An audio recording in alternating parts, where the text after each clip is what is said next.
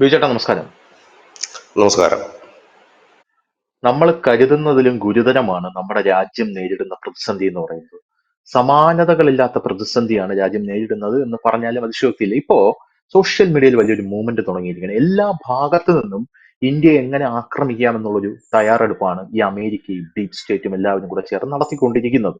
ഇപ്പൊ സോഷ്യൽ മീഡിയയിൽ കഴിഞ്ഞ ദിവസം വരുന്ന മൂവ്മെന്റിനെ കൃത്യമായിട്ട് BJP പ്രതിരോധിക്കുന്നുണ്ട്. അത് ഇൻസ്റ്റാഗ്രാമിലെ അൺയൂഷ്വൽ ആയിട്ടുള്ള അക്കൗണ്ടുകളിൽ നിന്ന് ഇപ്പൊ രാജ്യവിരുദ്ധ പോസ്റ്റുകൾ ഒരുപാട് വരുന്നുണ്ട്. രാജ്യവിരുദ്ധ പോസ്റ്റ് എന്ന് ഞാൻ പറയാൻ കാരണം ഇപ്പോ എവിടെ നിന്നില്ലാതെ പെട്ടെന്നൊരു കലാപം. നമ്മൾ പറഞ്ഞല്ലോ, ബീഹാറിൽ വോട്ടർ ഐഡിയിൽ കൈവയ്ക്കുമ്പോൾ, വോട്ടർ പട്ടികയിൽ കൈവയ്ക്കുമ്പോൾ രാജ്യത്ത് പൗരത്വ ഭേദഗതി നിയമത്തിനെക്കാട്ടിലും വലിയ കലാപം ഉണ്ടാകും നമ്മൾ പറഞ്ഞല്ലോ. ബംഗാളിലേക്ക് വരുമ്പോൾ ഇതിന്റെ തീവ്രത കൂടും. പക്ഷേ എവിടെ നിന്നില്ലാതെ ഈ കലാപം ഇങ്ങനെ പൊട്ടിപ്പുറപ്പെടാനായിട്ട് നിൽക്കുമ്പോൾ രാജ്യത്തെ ജനങ്ങളെ മുഴുവൻ തെരുവിലേക്ക് ഇറക്കാനുള്ള ഒരു നീക്കം ഈ സോഷ്യൽ മീഡിയ വഴി നടക്കുന്നുണ്ട്. സോഷ്യൽ മീഡിയയിൽ അൺയൂഷ്വൽ ആയിട്ടുള്ള അക്കൗണ്ടുകളിൽ നിന്ന്, പ്രത്യേകിച്ച് ഇൻസ്റ്റാഗ്രാമിലും ജനതയെ ഇൻസ്റ്റാഗ്രാമിലടക്കം രാജ്യത്ത് ഇപ്പോൾ നേരിട്ടുകൊണ്ടിരിക്കുന്ന വലിയ സമാനതകളില്ലാത്ത പ്രതിസന്ധിയാണ്. അതുകൊണ്ട് തെരുവിലിറങ്ങണമെന്നുള്ള ആഹ്വാനങ്ങൾ പല അക്കൗണ്ടുകളിൽ നിന്ന് വരുന്നുണ്ട്. അതിനെ BJP കൃത്യമായിട്ട് ചെറുക്കുന്നുമുണ്ട് എന്നുള്ളതാണ് വേറൊരു പ്രധാനപ്പെട്ട കാര്യം എന്ന് പറയുന്നത്. ഇന്നലെ ഞാൻ സോഷ്യൽ മീഡിയയിൽ അവര് പറയുന്ന ഒരു ഒരു റീല്, ഇന്നലെ അവർ ഇട്ടിരിക്കുന്ന ഒരു റീലാണ്. അത് ഞാൻ ഡൗൺലോഡ് ചെയ്ത് വെച്ചിരിക്കുകയാണ്. ആ റീല് ഇങ്ങനെയാണ് പറയുന്നത്: ട്രംപ് ഇന്ത്യയെ ഒരു ഡെഡ് എക്കണോമി എന്ന് പറയുന്നു. ഉടനെ തന്നെ രാഹുൽ ഗാന്ധി അതിനെ സപ്പോർട്ട് ചെയ്യുന്നു. അസീം മുനീർ ഇന്ത്യക്കെതിരെ വരുന്നു. പെട്ടെന്ന് രാഹുൽ ഗാന്ധി ഇവിടെ ഒരു പ്രതിഷേധം ഉണ്ടാക്കുന്നു. അതായത് രാജ്യത്തിനകത്തൊരു പ്രതിഷേധം ഉണ്ടാക്കുന്നു. രാജ്യത്തിന് പുറത്തു നിന്ന് നമുക്ക് ഭീഷണികൾ വരുന്ന സമയത്ത് തന്നെ രാജ്യം അതിനെ പ്രതിരോധിക്കാൻ കരസേനാ മേധാവി അടക്കം തയ്യാറെടുക്കുമ്പോൾ ഉടനെ തന്നെ രാജ്യത്തെ ജനങ്ങളെ രാജ്യത്തിനകത്ത് നിന്ന് തെരുവിലിറക്കാനുള്ള ഒരു പ്രതിഷേധം.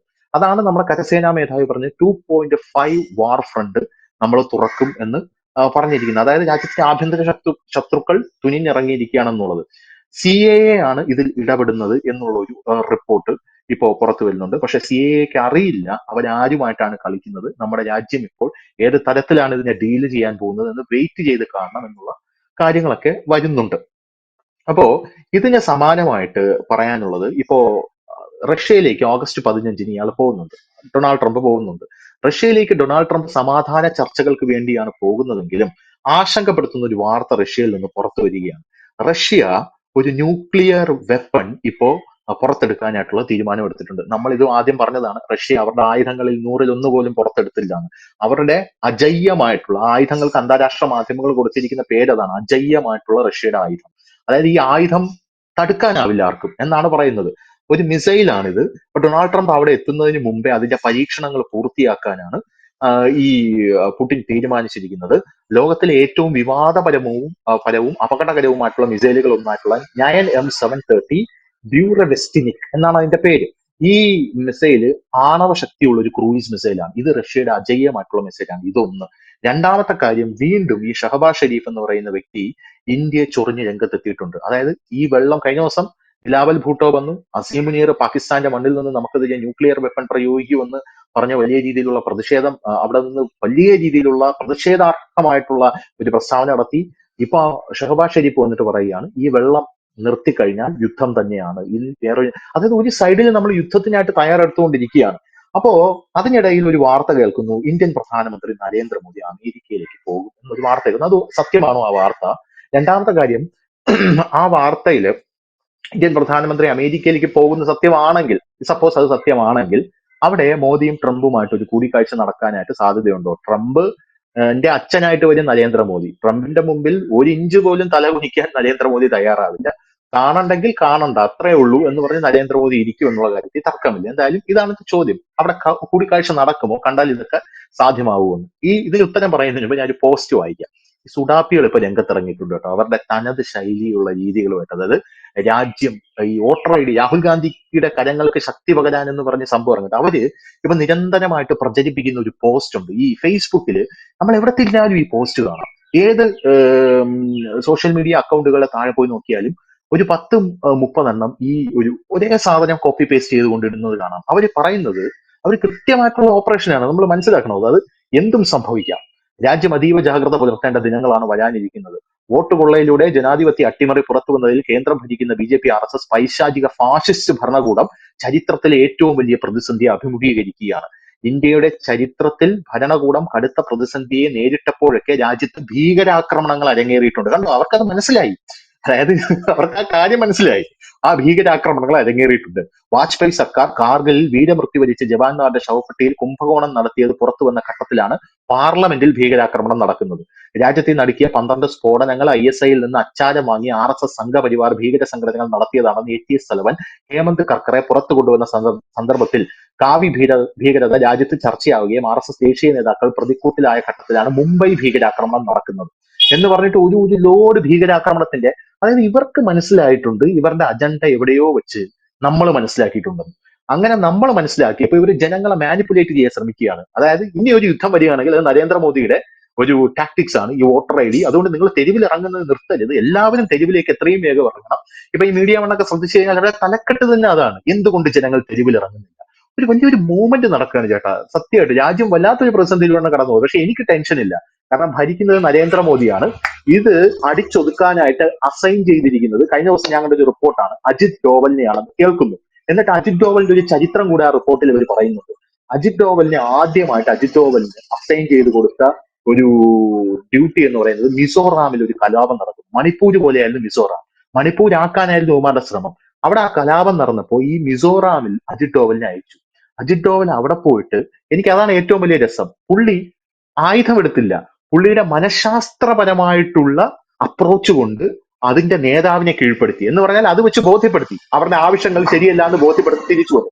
പിന്നെ പാകിസ്ഥാനിലേക്ക് 7 വർഷം അജിത് ഡോവൽ പോയി താമസിച്ച് മുക്കും മൂലം അറിഞ്ഞിട്ട് വന്ന ഒരു സംഭവം.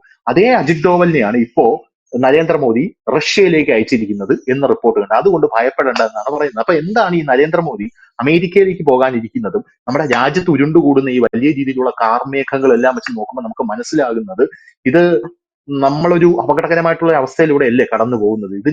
ഇത് ടാക്കിൾ ചെയ്യാൻ സാധിക്കുമോ കേന്ദ്ര സർക്കാരിന്?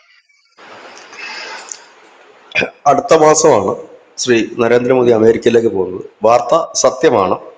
കാരണം ഐക്യരാഷ്ട്രസഭയുടെ സമ്മേളനം നടക്കുകയാണ് അമേരിക്കയിൽ. സ്വാഭാവികമായിട്ട് ഇതിന്റെ സമ്മേളനങ്ങൾ, ഏത് സമ്മേളനത്തിലും പ്രധാനമന്ത്രി നരേന്ദ്രമോദിയും മറ്റ് രാഷ്ട്രത്തലവന്മാരുമെല്ലാം അതിൽ പങ്കെടുക്കാറുണ്ട്.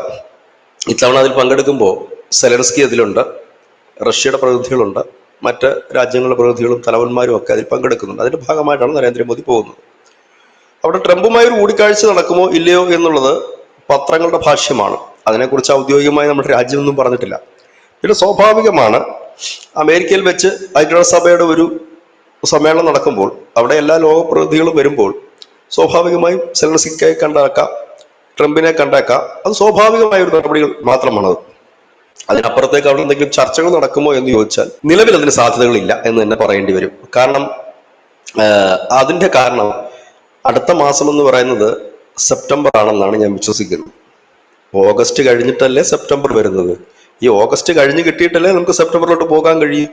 അപ്പൊ ഈ ഓഗസ്റ്റിന് പുടിനും ട്രംപും തമ്മിൽ ഒരു ചർച്ച അലാസ്കയിൽ നടക്കുന്നുണ്ട്. ആ നടക്കുന്ന ചർച്ചയിൽ എന്ത് സംഭവിക്കും എന്നുള്ളതിനെ ആസ്പദമാക്കിയാണ് ബാക്കിയുള്ളതെല്ലാം.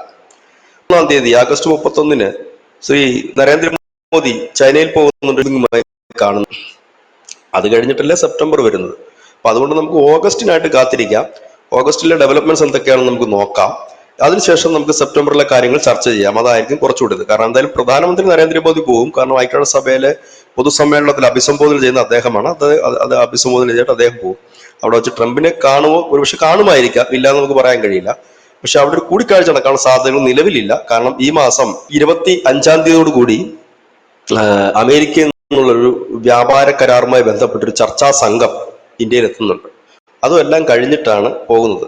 വേണമെങ്കിൽ നരേന്ദ്രമോദി അമേരിക്കയിൽ പോകുന്നത് വെച്ചിട്ട് ഇവിടുത്തെ ചില ചാനലുകളെ തലക്കെട്ട് കൊടുക്കും, മോദി കാല് പിടിക്കാൻ അമേരിക്കയിൽ. പക്ഷെ പ്രേക്ഷകർ മനസ്സിലാക്കേണ്ട ഒരു കാര്യം, ഐക്യരാഷ്ട്രസഭ സമ്മേളനത്തിലാണ്. ഇതിപ്പം പെട്ടെന്ന് ഫിക്സ് ചെയ്തതല്ല, എല്ലാ വർഷവും ഫിക്സ് ചെയ്യുന്നത് തന്നെയാണ്. പിന്നെ അവിടെ പോയിട്ട് കൂടിക്കാഴ്ച നടക്കുമായിരിക്കും. പക്ഷെ അവിടെ വ്യാപാര കരാറുമായി ബന്ധപ്പെട്ട് യാതൊന്നും തന്നെ നടക്കുന്ന വിവരം ഇന്ത്യൻ സർക്കാർ അറിയിച്ചിട്ടില്ല. അങ്ങനെ അത് ചെയ്യാനും കഴിയില്ല. കാരണം വ്യാപാര ചർച്ചകൾ നടക്കുന്ന നരേന്ദ്രമോദി ഒറ്റയ്ക്കോട്ട് ചെയ്യാനും കഴിയില്ല. കാരണം നമ്മുടെ വിദേശകാര്യമന്ത്രി പോകണം, മറ്റു മന്ത്രിമാര് പോകണം. അങ്ങനെ ഒരു വലിയ പടയുമായിട്ടാണ് സാധാരണഗതിയിൽ പോകുന്നത്. നമ്മൾ പല രാജ്യങ്ങളിൽ കണ്ടിട്ടുള്ളതാണ്. അപ്പൊ അത് എത്രത്തോളം ഉണ്ട് എന്നറിയില്ല. എന്തായാലും കാത്തിരിക്കാം. ഞാൻ പറയുന്നത് അത് എന്തെങ്കിലും ആയിക്കോട്ടെ. പക്ഷെ ഓഗസ്റ്റ് കഴിഞ്ഞിട്ടല്ലേ സെപ്റ്റംബർ വരൂ എന്നുള്ളതാണ് എന്റെ ചോദ്യം. അപ്പോൾ ഈ ഓഗസ്റ്റ് 15-നാണ് ഈ ചർച്ച നടക്കുന്നത്. ഇവിടെ 2 കാര്യങ്ങളാണ് ഇപ്പോൾ ഉരുത്തിരിഞ്ഞു വന്നിരിക്കുന്നത്. ഒന്ന്, യൂറോപ്യൻ യൂണിയൻ കട്ടയ്ക്ക് ട്രംപിന് എതിർപ്പുമായി രംഗത്തെത്തിയിട്ടുണ്ട്. അവർ പറയുന്നത് സെലൻസ്കി ഇല്ലാതെ, ഉക്രൈൻ ഇല്ലാതെ കോംപ്രമൈസിന് പോകാൻ പറ്റില്ല. പിന്നെ ഇവിടുത്തെ സ്ഥലങ്ങളും മറ്റൊക്കെ വിട്ടുകൊടുത്തുകൊണ്ട് കോംപ്രമൈസ് ഞങ്ങൾ അനുവദിക്കത്തുമില്ല എന്ന് യൂറോപ്യൻ രാജ്യങ്ങൾ ഹംഗറി ഒഴിച്ചിട്ട് പറഞ്ഞിട്ടുണ്ട്. ഇന്നിപ്പോൾ ഹംഗറിയുടെ പുതിയൊരു സ്റ്റേറ്റ്മെന്റ് എത്തിയിരിക്കുന്നു. ഹംഗറി പറയുന്നത് റഷ്യയാണ് ഉക്രൈൻ യുദ്ധത്തിൽ ജയിച്ചത്, അവരിപ്പോൾ ജയിച്ചുകൊണ്ടേയിരിക്കുന്നു. കഴിഞ്ഞ 3 ദിവസമായി റഷ്യ അതിമാരകമായ ആക്രമണമാണ് ഉക്രൈന് നേർക്ക് നടത്തിക്കൊണ്ടിരിക്കുന്നത്. അതിനെക്കുറിച്ച് ചില അന്താരാഷ്ട്ര മാധ്യമങ്ങൾ, അമേരിക്കൻ സപ്പോർട്ടേഴ്സ് ആയിട്ടുള്ള മാധ്യമങ്ങൾ പറയുന്നത് അത് ഈ യുദ്ധം അവസാനിക്കാൻ പോകുന്നതിന് മുമ്പ് മാക്സിമം സ്ഥലങ്ങൾ കയ്യേറുക എന്നുള്ള ഒരു തന്ത്രത്തിന്റെ ഭാഗമാണ് എന്നുള്ളതാണ്. അതിനിടയിലാണ് ഇപ്പോൾ ധനുഷ് പറഞ്ഞൊരു വാർത്ത കൂടി പുറത്തു വരുന്നത്. അവരുടെ ഏറ്റവും ആധുനികവും മാരകവുമായിട്ടുള്ള ന്യൂക്ലിയർ മിസൈൽ അവർ പുറത്തെടുത്തിരിക്കുന്നു. അത് ഉടൻ തന്നെ പരീക്ഷിക്കുകയാണ്, ട്രംപ് എത്തുന്നതിന് മുമ്പ് പരീക്ഷിക്കുന്നു എന്ന് പറയുന്നു. അതിനർത്ഥം ഈ ട്രംപുമായി നടക്കുന്ന ചർച്ച, ട്രംപിന് പോലും ആ ചർച്ചയെ വിശ്വാസമില്ല. അദ്ദേഹം പറയുന്നത് പുടിനുമായി സംസാരിച്ച ആദ്യത്തെ 5 മിനിറ്റിൽ തന്നെ അറിയാം കാര്യങ്ങൾ ഏതുവഴി പോകുമെന്നുള്ളത്. അപ്പം അത് നടന്നു കഴിഞ്ഞാൽ ഇനി വേറൊരു കൗതുകകരമായ കാര്യം, ഈ അലാസ്കയില് പുടിന് എത്തുന്നതിനും ചില പരിമിതികളുണ്ട്. കാരണം അലാസ്കയിൽ നാറ്റോ രാജ്യങ്ങൾ റഷ്യൻ വിമാനങ്ങൾക്കും റഷ്യക്കും നിരോധനം ഏർപ്പെടുത്തിയിട്ടുള്ള സ്ഥലമാണ്. അവിടെ ഏത് അളവിൽ കൂടെയാണ് പുടിൻ എത്തുന്നത് എന്നുള്ളത് ഞൂണ്ടുവരാനൊന്നും കഴിയില്ലല്ലോ, വിമാനത്തിലല്ലേ വരാൻ പറ്റും. ഇനിയിപ്പോൾ അതിന്റെ ചർച്ചകൾ വേറൊരു വഴിക്ക് നടക്കുന്നു. അങ്ങനെ കുറെ ഇഷ്യൂസുകളുണ്ട്. അപ്പൊ ഏതായാലും ഇത് ആദ്യത്തെ ഒരു 5 മിനിറ്റ് തന്നെ കളം തെളിയും എന്ത് വേണമെന്നുള്ളത്. അതൊന്നും അവിടെ നിൽക്കുന്നു. നരേന്ദ്രമോദിയെ സംബന്ധിച്ച് അദ്ദേഹം ജപ്പാനിൽ പോകുന്നുണ്ട്. ജപ്പാന് തൊട്ട് പിന്നാലെ അദ്ദേഹം ചൈനയിലും പോകുന്നുണ്ട്. അതായത് ഇത്തവണത്തെ ചൈന സന്ദർശനം 7 വർഷത്തിന് ശേഷമാണ് നമ്മുടെ ഇന്ത്യൻ പ്രധാനമന്ത്രി ചൈനയിലെത്തുന്നത്. അത് ഒന്നാമത്തെ കാര്യം. രണ്ടാമത്തെ കാര്യം, അത് എത്തുന്നതിന് മുമ്പ് നാളിതുവരെ കാണാത്ത ചില കാര്യങ്ങൾ കൂടി നമ്മൾ കണ്ടു. കാരണം കഴിഞ്ഞ ദിവസം നമ്മൾ ഈ കോവിഡ് മൂലവും പിന്നീട് ഈ നമ്മളുടെ ഗാൽവാൻ താഴ്വരയിലെ സംഘർഷം മൂലവും ഒക്കെ നിർത്തിവെച്ചിരുന്ന വിമാന സർവീസ് ഇപ്പോൾ എയർ ഇന്ത്യയോടും ഇൻഡിഗോയോടും എത്രയും പെട്ടെന്ന് സർവീസ് ആരംഭിക്കാൻ വേണ്ടിയിട്ടുള്ള നിർദ്ദേശം ഇപ്പോൾ കേന്ദ്രത്തിന്റെ ഭാഗത്ത് നിന്ന് പോയിട്ടുണ്ട്. രണ്ടാമത്തെ കാര്യം, ചൈനീസ് പൗരന്മാർക്ക് ടൂറിസ്റ്റ് വിസ നൽകാനുള്ള ഒരു കാര്യം പോകുന്നുണ്ട്. ഇവിടെ ശ്രദ്ധേയമായ ഒരു കാര്യം, മുമ്പ് ഞാൻ ചർച്ചകളിൽ പറഞ്ഞിട്ടുണ്ട്, നമ്മുടെ BYD എന്ന് പറയുന്ന ഒരു കാറുണ്ട്. BYD എന്ന് പറയുന്ന ഒരു ഇലക്ട്രിക്കൽ കാറുണ്ട്. അതിന്റെ ഓണർക്ക് ഇതുവരെ ഇന്ത്യയിൽ എത്താൻ പറ്റിയിട്ടില്ല. നമ്മൾ ഇതുവരെ പെർമിഷൻ കൊടുത്തിരുന്നില്ല. ഒരുപക്ഷെ അത് അദ്ദേഹം പെർമിഷൻ വരുമ്പോൾ ഇവിടെ നമ്മൾ ശ്രദ്ധിക്കേണ്ട ഒരു കാര്യം, ഈ ടൂറിസ്റ്റ് വിസയ്ക്ക് പിന്നാലെ വരുന്ന ബിസിനസ് വിസകൾ കഴിഞ്ഞാൽ സ്വാഭാവികമായി അതിന്റെ ഒരു മുന്നൊരുക്കമാണോ എന്ന് നമുക്ക് അറിയില്ല. ഏതായാലും അത്യാവശ്യം കുഴപ്പമില്ലാത്തൊരു രീതിയിലേക്ക് അത് മുമ്പോട്ട് പോകും. ഇനി 3 ചോദിച്ച കാര്യത്തിലേക്ക് നമുക്ക് വരാം. ഈ പിന്നെ സുഡാപ്പിയിലിടുന്ന പോസ്റ്റ്, ആ സുഡാപ്പിയിലിടുന്ന പോസ്റ്റുകൾക്ക് അവർക്ക് യാതൊരു ചരിത്രബോധവും ഇല്ല എന്ന് അതിൽ തന്നെ വ്യക്തമാണ്. കാരണം അവർ പറയുന്ന ഭീകരാക്രമണം ഒന്നും BJPയുടെ കാലത്ത് നടന്നതല്ല. അമിത്ഷായെ 3 വർഷം ജയിലിലടച്ച് ചിദംബരം എന്ന് പറയുന്ന ഇന്ത്യയിലെ ആഭ്യന്തരമന്ത്രി നടത്തിയ തേർവാഴ്ചകളുടെ ഇടയിലാണ് ഈ ഭീകരാക്രമണം എല്ലാം നടന്നിരിക്കുന്നത്. മുംബൈ ആക്രമണമായാലും പാർലമെന്റ് ആക്രമണമായാലും ബട്ട്ലാക്കോട്ട് ഹൗസ് അറ്റാക്ക് ആയാലും എല്ലാം BJP എന്ന് പറയുന്ന പാർട്ടി IB വാജ്പേയിയുടെ കാലത്തുണ്ടായിരുന്നത് കാർഗിൽ വാർ ആയിരുന്നു. ആ BJP എന്ന് പറയുന്നത് ഇന്നത്തെ BJP അല്ല. അന്ന് അദ്ദേഹം 10-28 DMK അടക്കമുള്ള ഘടകകക്ഷികളെ കൂട്ടിക്കെട്ടി ഭരിക്കുകയായിരുന്നു എന്നുള്ളതും യാഥാർത്ഥ്യം ഇവിടെയാണ്. കാരണം ഇതൊരു ടൂൾ കിറ്റാണ്. അതാ ഞാൻ പറഞ്ഞില്ല, അവസാന പോരാട്ടത്തിന് ഈ ഇന്ത്യയിലുള്ള ശത്രുക്കൾ ഇറങ്ങിക്കഴിഞ്ഞിരിക്കുന്നു, ഇന്ത്യക്ക് പുറത്തുള്ള ശത്രുക്കളും റെഡി ആയിരിക്കുന്നു. അതായത് നമുക്ക് 2 യുദ്ധമുഖങ്ങളാണ് തുറക്കുന്നത്. ഒന്ന്, നമ്മളുടെ നേരിട്ടുള്ള ശത്രുവുമായിട്ടുള്ള ഏറ്റുമുട്ടൽ. പിന്നെ നമ്മുടെ രാജ്യത്ത്, നമ്മുടെ ഇടയിൽ, നമ്മുടെ ചുറ്റുപാട് പതുങ്ങിയിരിക്കുന്ന ശത്രുക്കൾ. അവരടങ്ങിയിരിക്കില്ല. കാരണം അവർക്ക് ഇതൊരു അവസാന പോരാട്ടമാണ്.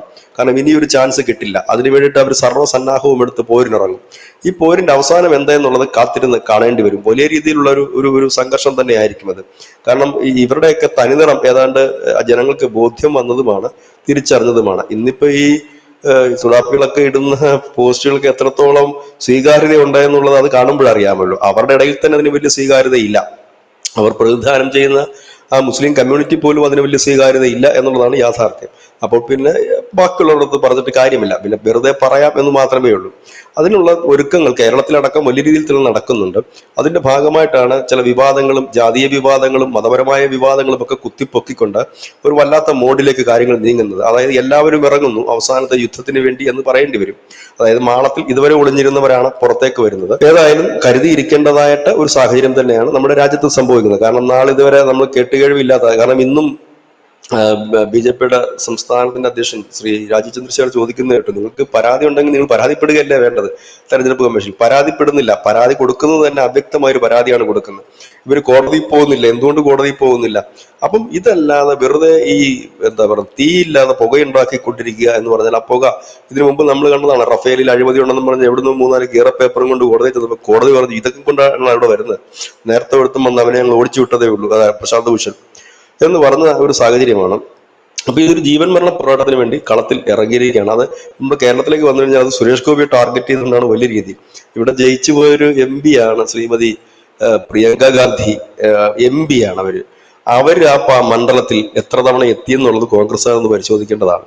ഈ സുരേഷ് ഗോപി എന്ന് പറഞ്ഞ MP മാത്രമല്ല, അദ്ദേഹം കേന്ദ്രമന്ത്രിയാണ്. ശരിയാണ് പറയുന്നത്, പണ്ട് കോൺഗ്രസിന്റെ കാലത്തൊക്കെ കേന്ദ്രമന്ത്രിമാര് നാട്ടിൽ തന്നെ കറങ്ങി നിൽക്കുന്ന സാഹചര്യം ഉണ്ടായിട്ടുണ്ട്. പക്ഷെ BJPയുടെ സമയത്ത് അങ്ങനെയല്ല. കാരണം അവർക്ക് ടൈറ്റ് ഷെഡ്യൂളാണ്. ഓരോ സംസ്ഥാനങ്ങൾക്കും പോകേണ്ടതായിട്ടുണ്ട്, അവിടുത്തെ കാര്യങ്ങൾ ചെയ്യേണ്ടതായിട്ടുണ്ട്, അങ്ങനെയൊക്കെ ഉള്ളതുണ്ട്. പിന്നെ എന്താ പറയുന്നത്, നമുക്കൊന്നും പറയാനില്ലാതെ വരുമ്പോഴാണ് ചിലപ്പോൾ കണ്ടിട്ടില്ല നമ്മുടെ ഈ വീഡിയോയുടെ താഴെ വന്ന് ധനുഷിന്റെ താടി ശരിയായില്ല, മീശ ശരിയായില്ല എന്ന് പറയുന്നത്. അതായത് നമ്മളുടെ ഈ സബ്ജക്റ്റിനെ കുറിച്ചൊന്നും പറയാനില്ല അവർക്ക്. അപ്പൊ പിന്നെ നമ്മളെ ബോഡി ഷേമിങ് നടത്തുക എന്നുള്ളത് മാത്രമാണ് അവർക്ക് മുമ്പിലുള്ളത്. അപ്പൊ അത് നടത്തി നിർവൃതി അടയാന്നതിന് അപ്പുറത്തേക്ക് ഇതിന് ഫാക്ട് ഇല്ല. ഒരു ഒരു ഒരു എന്താണ് ലോജിക് ഉണ്ടാകണം, അതിനകത്തൊരു ഫാക്ട് ഉണ്ടാകണം, എങ്കിൽ മാത്രമേ നമുക്ക് പിടിച്ചു നിൽക്കാൻ കഴിയൂ. അപ്പൊ ഇത് ശരിക്കും പറഞ്ഞാൽ രാഹുൽ ഗാന്ധി കേസിന് പോവുകയാണ് വേണ്ടത്. ഇപ്പൊ എനിക്ക് തോന്നുന്നു രാഹുൽ ഗാന്ധി അടിച്ചത് സെൽഫ് ഗോൾ ആണോ എന്നൊരു സംശയമുണ്ട്. കർണാടകത്തിൽ ഇപ്പൊ അടി പൊട്ടിയിരിക്കുന്നത്. ഇന്നും അവിടുത്തെ ചില നേതാക്കന്മാരൊക്കെ രാജിവെച്ചിട്ടുണ്ട്. അവിടെ വലിയൊരു ബഹളമായിട്ട് അത് മാറിക്കഴിഞ്ഞിരിക്കുന്നു. അതായത് ഇതാണ്. പിന്നെ ഇവരെപ്പോഴും ചിന്തിക്കേണ്ട ഒരു കാര്യം, BJP പോലൊരു രാഷ്ട്രീയ പാർട്ടി, ആ പാർട്ടിയെ വെല്ലുവിളിക്കുക, ഇല്ലെങ്കിൽ അവരെ തകർക്കാൻ വേണ്ടി ഈ BJPയുടെ MP വിലക്കെടുക്കും, തകർക്കുമെന്നൊക്കെ ചിലർ പറയുന്നില്ലേ. BJP എന്ന് വിചാരിച്ചിരുന്നാൽ ഇന്ത്യയിലെ പ്രതിപക്ഷ പാർട്ടികളെ വട്ടപൂജ്യമാക്കാൻ അവർക്ക് കഴിയും. കാരണം അവരൊന്ന് തുനിഞ്ഞ് ചാക്കുമായിട്ട് ഇറങ്ങിക്കഴിഞ്ഞാൽ ഏതാണ്ട് പകുതി കൂടുതൽ MP പിടിച്ചതിനകത്ത് ഇടാൻ പറ്റും, അവർക്ക് ഈസി ആയിട്ട് പറ്റും. കാരണം പലർക്കും കേസുകളുള്ളവരുണ്ട്, പണത്തോട് ആർത്തിയുള്ളവരുണ്ട്, പല പല പ്രശ്നങ്ങളുള്ളവരുണ്ട്. ചിലപ്പോൾ ഏത് നിമിഷവും വേണമെങ്കിൽ തെലുങ്കാന അവരുടെ കയ്യിലിരിക്കാം, ഹിമാചൽ പ്രദേശ് അവരുടെ കയ്യിലിരിക്കും. കാരണം നിലവിൽ അവിടെ 15 സീറ്റിന്റെ വ്യത്യാസമുള്ളൂ. ആ 15 സീറ്റ് തന്നെ കോൺഗ്രസിനകത്ത് വ്യക്തമായ ഗ്രൂപ്പുള്ള ഒരു സംസ്ഥാനമാണത്. ഏത് നിമിഷവും അത് BJPക്കാർ തന്നെ പറയുന്നുണ്ട്, ഏത് നിമിഷവും നമുക്ക് വേണം എടുക്കാം. പക്ഷെ അവിടെ BJPയും ചില പ്രശ്നങ്ങൾ ഉള്ളതുകൊണ്ടാണ് അവരത് എടുക്കാതെ നിൽക്കുന്നത്. കർണാടകയുടെ ചരിത്രം തന്നെ മാറിയും തിരിഞ്ഞ് നിൽക്കുന്ന ഒരു സിസ്റ്റമാണ്. അവിടെ എടുക്കാൻ പറ്റും അവർക്ക്. തെലുങ്കാന അവർക്ക് ഈസി ആയിട്ട് റാഞ്ചി കൊണ്ടുപോകാൻ പറ്റും. വളരെ ചുരുക്കം ചില സ്ഥലങ്ങളിൽ മാത്രം വേണം അവർക്ക് എന്തെങ്കിലും ഇപ്പോൾ നിലവിലത്തെ സാഹചര്യം ചെയ്യാൻ പറ്റുന്നത്. അത് കേരളവും തമിഴ്നാടും മാത്രം ഒക്കെ ഉള്ള ഒതുങ്ങി നിൽക്കുന്ന ചില സ്ഥലങ്ങളിൽ മാത്രമാണ്. അപ്പം അവർക്ക് ഇതിനേക്കാൾ പണി എളുപ്പത്തിൽ മറ്റവരെ ഒതുക്കാൻ പറ്റും. പക്ഷെ അവരത് ഒതുക്കാതെ മുമ്പോട്ട് പോകുന്നതിന്റെ പ്രധാന കാരണം അവർ ഒതുക്കാതെ തന്നെ ഇവരെ പൊതുജന മധ്യത്തിൽ തുറന്നു കാണിക്കുക എന്നുള്ളതാണ്. ഇനി കുറെ അധികം പ്രക്ഷോഭങ്ങൾ ഈ ഒരു മാസവും അടുത്ത മാസവുമായിട്ട് വരാൻ ഉണ്ട്. പ്രത്യേകിച്ച് ഈ August 15 ശേഷം കളം ഒന്നുകൂടി മാറും. കാരണം ഈ ട്രംപും പുടിനുമായിട്ടുള്ള ചർച്ച അലസിപ്പിരിയുകയാണെങ്കിൽ ലോകത്തിന്റെ ഗതി തന്നെ മാറും. ഒന്ന്. പിന്നെ രണ്ടാമത്തെ കാര്യം, പാകിസ്ഥാൻ സ്വാഭാവികമായി സിന്ധു നദീജല തർക്കം ഉയർത്തി മുമ്പോട്ട് വരുമ്പോൾ ഇന്ത്യയിലും പല വിഷയങ്ങൾ ഉയർത്തിക്കൊണ്ട് പ്രതിപക്ഷ പാർട്ടികളുടെ നേതൃത്വത്തിൽ വലിയ രീതിയിലുള്ള സമ്മർദ്ദവും രാഷ്ട്രീയവും കലാപങ്ങൾക്കുമൊക്കെ സാധ്യതകൾ വളരെ കൂടുതലാണ്. അതിൻ്റെയൊക്കെ ഒരു ട്രയൽ റണ്ണാണ് ഇപ്പോൾ നടന്നുകൊണ്ടിരിക്കുന്നത്, പ്രത്യേകിച്ച് വോട്ടേഴ്സ് ഐഡിയുമായി ബന്ധപ്പെട്ടത്. അത് കഴിഞ്ഞിട്ട് ഈ അനധികൃത ആൾക്കാരെ പുറത്താക്കുന്നത്, ആ പുറത്താക്കുമ്പോഴും വലിയ വിഷയങ്ങളാണ്. കാരണം അതിനെ സംരക്ഷിച്ച് നിർത്തിയിരുന്ന ഒരു ന്യൂനപക്ഷ വിഭാഗമുണ്ട്, അതായത് അതിതീവ്ര ഇസ്ലാമിസ്റ്റുകളായിട്ടുള്ള ഒരു വലിയ സംഘടനകളും കാര്യങ്ങളുമുണ്ട്. അവരുടെ ഒരു പിൻബലത്തിൽ കൂടിയാണ് കോൺഗ്രസും കമ്മ്യൂണിസ്റ്റും ഒക്കെ ഇവരെ നിലനിർത്തിയിരുന്നത്. ഇനിയിപ്പോൾ അത് നഷ്ടപ്പെടുക എന്ന് പറയുമ്പോൾ അവരുടെ ഭാഗത്തു നിന്നുണ്ടാകുന്ന ഒരു തിക്തമായ ഒരു ഫലം ഉണ്ടാകും. അപ്പൊ ഇതെല്ലാം ഉണ്ട്. അതായത് രാജ്യം കരുതലോടെ മുമ്പോട്ട് പോകേണ്ട സമയമാണ്. അവർ പറഞ്ഞത് ശരിയാണ്, രാജ്യം ജാഗ്രതയോടെ ഇരിക്കണമെന്ന് പറഞ്ഞാൽ ഇതുപോലുള്ള പുഴുക്കുത്തുകളെ നിങ്ങൾ നോക്കി വെച്ചോണം എന്നുള്ളതാണ്. ആ ജാഗ്രതയാണ് മനുഷ്യൻ കാണിക്കേണ്ടത്. കാരണം ഇങ്ങനെയുള്ള ഒരു വലിയ സംഭവം വരുന്നു. കാരണം ഇത്രയും ദിവസം ഈ ഇന്ത്യ മഹാരാജ്യത്ത് കടന്ന് രാഹുൽ ഗാന്ധിയും കേരളത്തിലെ മാധ്യമങ്ങളും എല്ലാം കടന്ന് ഈ വോട്ടേഴ്സ് ID വോട്ടർ പട്ടികയുമായി ബന്ധപ്പെട്ടുള്ള എന്തൊക്കെ പേക്കൂത്തരങ്ങൾ കാണിച്ചു. നാഷണൽ മീഡിയാസിൽ എവിടെങ്കിലും അതുണ്ടോ? കേരളത്തിലെ മീഡിയാസിലെല്ലാം ഉണ്ട്. വേറെ ഏതെങ്കിലും ഒരു മീഡിയാസ് കാണിച്ചു തരാൻ പറ്റും? ഞങ്ങളൊക്കെ അങ്ങനെ, നമ്മളെല്ലാവരും അങ്ങനെ തന്നെയല്ലേ. നാഷണൽ മീഡിയാസ് അനുദിനം അനുനിമിഷം നോക്കിക്കൊണ്ടിരിക്കുന്നവരാണ്. ഒരു ദിവസം തന്നെ 10, 30, 40 തവണ കാണുന്നവരാ. നമ്മളൊന്നും അതൊരു വലിയ വാർത്തയായിട്ട് എങ്ങും കാണുന്നില്ല. ഇത് തന്നെയായിരുന്നു മണിപ്പൂരിൽ നമ്മൾ വേറെ എങ്ങും വാർത്ത കണ്ടില്ല. കാരണം അവരൊക്കെ ഇത് ചവിട്ടുപറ്റ ഇട്ട സാധനമാണ്. പ്രത്യേകിച്ച് എനിക്ക് തോന്നുന്നു ഇപ്പൊ കേരളത്തിൽ ഇപ്പൊ ഇലക്ഷൻ വരുന്നു, കേരളത്തിലും തമിഴ്നാട്ടിലും അടക്കം 5 സംസ്ഥാനങ്ങളിൽ ഇപ്പൊ തെരഞ്ഞെടുപ്പ് വരുന്നുണ്ട്. അപ്പൊ അതുകൊണ്ട് ഈ വിഷയം മാക്സിമം കത്തിച്ചു നിർത്തിയിട്ട് ട്രയൽ ഇവിടെ വിജയിക്കുമെന്നോ, കാരണം ഇനി എന്തെങ്കിലും ഇങ്ങനെയുള്ള കലാപങ്ങളോ ഇല്ലെങ്കിൽ മറ്റെന്തെങ്കിലും വിജയിക്കാൻ സാധ്യതയുള്ള ഇടം എന്ന് പറഞ്ഞാൽ സൗത്ത് ഇന്ത്യയാണ്. സൗത്ത് ഇന്ത്യ തന്നെ പ്രധാനപ്പെട്ടത് കർണാടക, തമിഴ്നാട്, കേരളം. ഈ 3 സ്റ്റേറ്റുകളിൽ എന്തെങ്കിലുമൊക്കെ സാധ്യതകൾ ഇങ്ങനെയുള്ള കലാപത്തിനും കുത്തിത്തിരിപ്പിനും ഉണ്ടാകും. നോർത്ത് ഇന്ത്യ ഒക്കെ ഏതാണ്ടൊക്കെ സെക്യൂരിറ്റി ടൈറ്റ് ആണ്. കാരണം മുമ്പ് ഉണ്ടാകുമെന്ന് പ്രതീക്ഷിച്ചിരുന്ന സ്ഥലം ബീഹാർ, UP, വെസ്റ്റ് ബംഗാളൊക്കെ ആയിരുന്നു. അവിടെ ഇനി വലുതായിട്ടൊന്നും ചലിക്കാൻ സാധ്യതയില്ല. ഒരുപക്ഷെ വെസ്റ്റ് ബംഗാളിൽ ഉണ്ടാകാൻ സാധ്യതയുണ്ട്, അസാമിലുണ്ടാകാൻ സാധ്യത ഉണ്ടായിരുന്നത് നിലവിൽ ഇപ്പോഴത്തെ സാഹചര്യത്തിൽ ഇല്ല. അപ്പൊ പിന്നെ ബാക്കിയുള്ളിടത്തൊന്നും പിന്നെ മണിപ്പൂരൊക്കെ ഏകദേശം ഒതുങ്ങി കഴിഞ്ഞിരിക്കുന്നു. പഞ്ചാബും ഏതാണ്ട് ക്ലിയർ ആയിരിക്കുന്നു. കാശ്മീരിൽ അവിടെ ഇവിടെയും ചില ഭീകരന്മാർ ഇപ്പോഴും വെടിപൊട്ടിക്കുന്നുണ്ടെന്നുള്ളത് യാഥാർത്ഥ്യം. ഏതായാലും ഇപ്പോൾ ഷഹബാസ് ഷെരീഫ് കൂടി രംഗത്തെത്തിയിരിക്കുന്നു. എന്തായാലും അദ്ദേഹം വന്നതിൽ എനിക്ക് ഒരുപാട് സന്തോഷമുണ്ട്. ഞാൻ കരുതിയത് പുള്ളി രോഗാതുരനായ വല്ലതും കിടപ്പിലാണെന്നുള്ളത്. കാരണം പുള്ളിയുടെ റോളും കൂടാണ് ഇപ്പോൾ മുനീർ എടുക്കുന്നത്. അദ്ദേഹമാണ് ഇപ്പോൾ ഈ പ്രധാനമന്ത്രിയുടെയും പ്രസിഡന്റിന്റെയും എല്ലാ റോളും എടുത്ത് സംസാരിക്കുന്നത്. എന്തായാലും ഷഹബാസ് ഷെരീഫിൻ രംഗത്തെത്തിയിട്ടുണ്ട്. വെള്ളം വിട്ടിട്ടില്ല, വെള്ളം വിട്ടു കൊടുക്കാതായിട്ട് എത്രയോ നാളുകളായി. ഇപ്പൊ വെള്ളം വിട്ടു തന്നില്ല പ്രശ്നം ഉണ്ടാക്കും, വിട്ടു തന്നില്ല പ്രശ്നം ഉണ്ടാക്കും എന്ന് പറഞ്ഞിട്ട് കാര്യമില്ല. വിട്ട് കൊടുക്കാതായിട്ട് ഒരുപാട് നാളുകളായി. പക്ഷെ പാകിസ്ഥാൻ പ്രതീക്ഷിച്ചതിനേക്കാൾ അപ്പുറത്ത് പാകിസ്ഥാൻ അതിന്റെ തിക്തഫലങ്ങൾ ഇപ്പോഴാണ് അനുഭവിച്ചു തുടങ്ങുന്നത്. അതുകൊണ്ടാണ് കഴിഞ്ഞ ദിവസം മുനീർ പറഞ്ഞത് 250 ദശലക്ഷം പേര് പട്ടിണിയിലേക്ക് പോയി എന്ന് അദ്ദേഹത്തിന് പറയേണ്ടി വന്നൊരു കാര്യം. കാരണം ഇത് ആഭ്യന്തരമായി ഉണ്ടാക്കുന്ന ഒരു വലിയ വിഷയമുണ്ട്. കഴിഞ്ഞ ദിവസം നമ്മളുടെ ഈ അമേരിക്കയുമായിട്ട് പാകിസ്ഥാൻ ഒരു ഫ്രീ ട്രേഡിംഗ് കരാർ ഒപ്പുവെക്കാനുള്ള ഒരു തീരുമാനത്തിലേക്ക് നീങ്ങുന്നു. അതിന്റെ ഭാഗമായിട്ടാണ് ബലൂചിസ്ഥാൻ ലിബറേഷൻ ആർമിയൊക്കെ ആഗോള ഭീകര സംഘടനയായിട്ട് പ്രഖ്യാപിച്ചത്. ഇവിടെ വലിയൊരു ഇഷ്യൂ എന്ന് വെച്ചാൽ ബലൂചിസ്ഥാൻ, നമ്മൾ മുമ്പ് ഇവിടെ ചർച്ച ചെയ്ത ബലൂചിസ്ഥാൻ അമേരിക്കയ്ക്ക് തീരെഴുതി കൊടുക്കുക എന്നുള്ളതാണ് മുനീറിന്റെ പ്രധാനമായ ലക്ഷ്യം. കാരണം മുനീറിനെ സംബന്ധിച്ചൊന്നും നഷ്ടപ്പെടാനില്ല. ഒന്ന്, അവരുടെ രാജ്യത്ത് തന്നെ ബലൂചിസ്ഥാൻ നിലകൊണ്ടോളും അമേരിക്കയ്ക്ക് എഴുതി കൊടുക്കുക. കാരണം അവിടുത്തെ സെക്യൂരിറ്റിയും കാര്യങ്ങളും എല്ലാം അമേരിക്ക നോക്കിക്കോളും. പിന്നെ അവിടെ ഉണ്ടാകും, പിന്നെ അവരെ കൊണ്ടുള്ള ശല്യം ഈ പാകിസ്ഥാൻ പട്ടാളത്തിന് ഉണ്ടാകുകയുമില്ല. ഇതാണ് മുനീറിന്റെ കണക്കൂട്ടൽ. ഈ കരാർ ഒപ്പുവെക്കുമ്പോൾ വലിയൊരു എമൗണ്ട് മുനീറിന്റെ കുടുംബത്തിനും മുനീറിനും ഒക്കെ കിട്ടുകയും ചെയ്യും. ഇതാണ് ലക്ഷ്യം വെക്കുന്നത്. പക്ഷെ ഇത് എത്രത്തോളം പ്രാക്ടിക്കൽ ആകുമെന്നുള്ളതാണ് പ്രശ്നം. കാരണം ചൈന അവിടെ വലിയ രീതിയിൽ പണം മുടക്കിയിട്ടുണ്ട്. പ്രത്യേകിച്ച് ഗദ്ദാർ തുറമുഖം അടക്കം അവർ വലിയ രീതിയിൽ പണം മുടക്കിയിട്ടുണ്ട്. അവരവരുടെ പൈസ കളഞ്ഞു കുളിക്കാൻ അവർ ശ്രമിക്കുമെന്ന് തോന്നുന്നില്ല. അത് വലിയ ഒരു ക്ലാഷിലേക്ക് നീങ്ങും. ഇന്ത്യയെ സംബന്ധിച്ച് തൽക്കാലം ഗ്യാലറി ഇരുന്ന് കളി കാണുന്നതായിരിക്കും ഉത്തമം. അമേരിക്കയും ചൈനയും പാകിസ്ഥാനും തമ്മിൽ അവിടെ ഒരു ക്ലാഷ് ഉണ്ടാകുന്നുള്ള യാതൊരു ഡൗട്ടും ഇല്ല. കാരണം അമേരിക്കയ്ക്ക് അത് തീരെഴുതി കൊടുത്തിട്ട് ചൈനയുടെ മേടിച്ച പണം കൊടുക്കാതെയും ചൈനയെ ചൊറിയാം. കാരണം ചൈനയുമായിട്ട് നേരിട്ട് അതിർത്തി പങ്കിടുന്ന ഒരു പ്രദേശം കൂടിയാണത്. ആ ഒരു പ്രദേശം ഒരു ചെറിയതാണെങ്കിൽ പോലും ബോർഡർ പങ്കിടുന്ന പ്രദേശമാണ്. അവിടെ വലിയ ഇഷ്യൂസ് ഉണ്ടാകും. ബലൂചിസ്ഥാനിൽ ഇപ്പോഴേ പറഞ്ഞു കഴിഞ്ഞിരിക്കുന്നു ഇവിടെ വന്നു കഴിഞ്ഞാൽ. കാരണം അമേരിക്കയ്ക്ക് അത് എത്രത്തോളം മുമ്പോട്ട് കൊണ്ടുപോകാൻ കഴിയുമെന്നുള്ളത് അറിയില്ല. എന്തായാലും അമേരിക്ക അവിടെ മുതലിറക്കാൻ തീരുമാനിച്ചിരിക്കുന്നു. കാരണം അവിടെ വലിയ ധാതു സമ്പത്ത്, റയർ മെറ്റീരിയൽസ് ഒക്കെ ഉള്ള സ്ഥലമാണ്. അവിടെ ചൈന, പാകിസ്ഥാൻ, അമേരിക്ക തമ്മിലൊരു ക്ലാഷിന് വലിയ സാധ്യതയാണ്. കാരണം ചൈനയെ സംബന്ധിച്ച് അവരെന്തെങ്കിലും താരിഫ് കിട്ടിയത് കൊണ്ടോ ഇല്ലെങ്കിൽ വേറെ എന്തെങ്കിലും ചൂപ്പിയത് കൊണ്ടോ ഒതുങ്ങി നിൽക്കുന്ന ഒരു രാജ്യമല്ല. കാരണം പലയിടത്തും കടന്നു നിന്ന് രാജ്യങ്ങൾ തന്നെ കൈപ്പിടിയിലാക്കാൻ ആഗ്രഹിക്കുന്നവരാണ് വ്യാളികൾ. അവരൊന്നും മറക്കുന്നവരുമല്ല. ഇപ്പോഴത്തെ നടത്തിയിരിക്കുന്ന പാകിസ്ഥാന്റെ ചതി അവർക്ക് അറിയാൻ പാടില്ലാഞ്ഞിട്ടല്ല, നല്ലൊരു അവസരം നോക്കി അവർ കാത്തിരിക്കുന്നേ ഉള്ളൂ. കാരണം അവർക്കൊരു വലിയ ടാർഗറ്റ് ഉണ്ട്, തൈവാനാണ്. ആ പോന്ന പോക്കിൽ ഇവിടെയും പണി നടക്കാനുള്ള സാധ്യതകളുണ്ട്. ഇതൊക്കെയാണ് ഇന്ത്യയുടെ ഏറ്റവും വലിയൊരു ശക്തി എന്ന് പറയുന്നത്. കാരണം ചൈന നമുക്ക് സപ്പോർട്ട് ചെയ്തില്ലെങ്കിലും നിലവിലത്തെ സാഹചര്യത്തിൽ പാകിസ്ഥാനെ സപ്പോർട്ട് ചെയ്യാൻ യാതൊരു സാധ്യതകളും നിലവിലില്ല. കാരണം ഈ മുനീർ വൈറ്റ് ഹൗസിൽ നിന്ന് ഇറങ്ങിയിട്ട് വേണ്ട ചൈനയുമായിട്ട് ചർച്ചകൾ നടത്താൻ. മാസത്തിൽ 2-3 തവണ മുനീർ അമേരിക്കയിലുണ്ട്. ഇതൊക്കെയാണ്, അതായത് ഞാൻ പറഞ്ഞ ലോകത്തിന്റെ ക്രമം തന്നെ മാറുന്നു. ഈ ഒരു ഭാഗത്തേക്ക് വരുമ്പോൾ പാകിസ്ഥാൻ ഒറ്റപ്പെടുകയാണ്. അങ്ങകലെയുള്ള അമേരിക്ക പാകിസ്ഥാന്റെ കയ്യാളായി വരുന്നു. അപ്പോഴും അമേരിക്കയ്ക്ക് ഒരു തലവേദന സൃഷ്ടിച്ചുകൊണ്ട് ഇറാൻ തൊട്ട് അപ്പുറത്ത് തന്നെ ഉണ്ട്. അങ്ങനെയൊക്കെയുള്ള കുറെ കാര്യങ്ങളുണ്ട്. പിന്നെ അഫ്ഗാനിസ്ഥാനുണ്ട്. ഇങ്ങനെ കുറെ കാര്യങ്ങൾ അവിടെ കിടന്ന് കളിക്കുന്നു. ഏതായാലും ആഗസ്റ്റ് മാസം കഴിഞ്ഞിട്ടല്ലേ സെപ്റ്റംബർ എന്ന് നമ്മൾ ഒരിക്കൽ കൂടി പറഞ്ഞുകൊണ്ട് നമുക്ക് നിർത്താം.